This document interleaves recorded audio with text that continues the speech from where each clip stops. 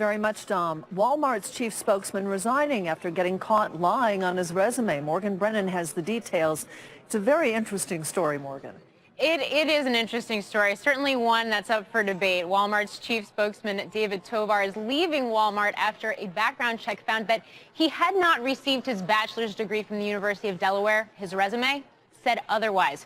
The blunder was discovered because Tovar, who worked for Walmart for 8 years, was up for a promotion. Now, Tovar told CNBC that he spent 4 years at the school. He even walked in the graduation ceremony, but after taking a job in New York, found out he was still a few credits short of graduating, thought it was a misunderstanding, and, quote, never looked back.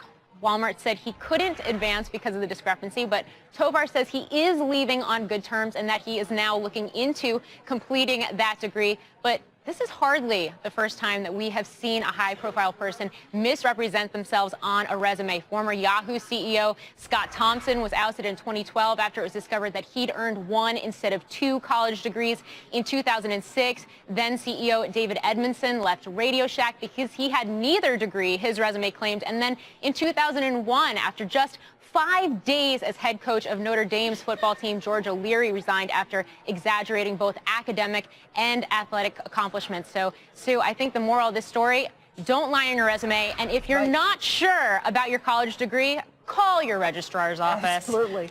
Morgan, thank you very much. Appreciate it. Let's bring in Harvard Business School professor Bill George, chairman of Medtronic and a board member at Goldman Sachs and ExxonMobil. Viewers, you can weigh in. Go to cnbc.com/vote. Tell us what you think. Would you have forced Walmart spokesman out? Yes, he had to go, or no, it wasn't so bad. Good to see you, Bill. Welcome back. Nice to see you, Sue. You know, Mr. Tovar basically said, you know, he didn't think he needed the degree. It was a degree in art, and he already had a good-paying job. So he basically said he never looked back. Would you have fired him? What do you think? Well, Walmart's the most visible company in the United States, one of the most visible in the world, the largest company by revenues. And I think they depend entirely on a person, Tovar's position, to tell the truth, because that's the credibility of the company with the media and hence with the general public, all of whom are their customers. Right. So I think he had to step aside. He seems like a high-caliber guy. But the question, Sue, is why do people do this? Why do they lie? Well, that was going to be my next question. Yeah, it's not, you know, he's obviously a well-accomplished gentleman. He was well-liked at Walmart. He said that he's parting on very good terms with Walmart. I don't know why people would do that. You know, maybe they're insecure. Maybe, you tell me. Do you think it's insecurity? What do you think? Well, I think it is insecurity about having a resume which will hold up when you're getting jobs, when you're going through your life and your career.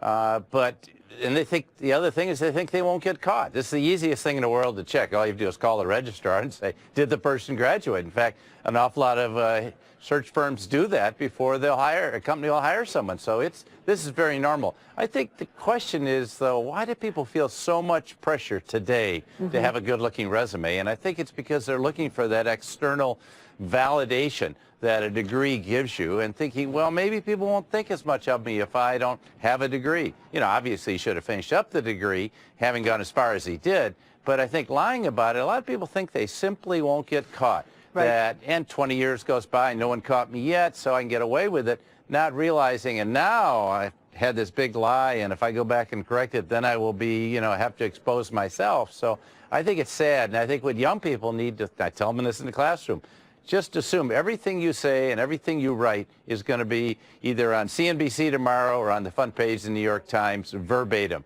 And if you take that approach, that may clarify your mind and how you think about your behaviors. Isn't it also a fact that the job market is so competitive right now, and especially those plum positions, as you work in a corporation and you try and work your way up, you want to stay, you want to do better, and if you don't have the degree, you don't look as good as the candidate right next to you.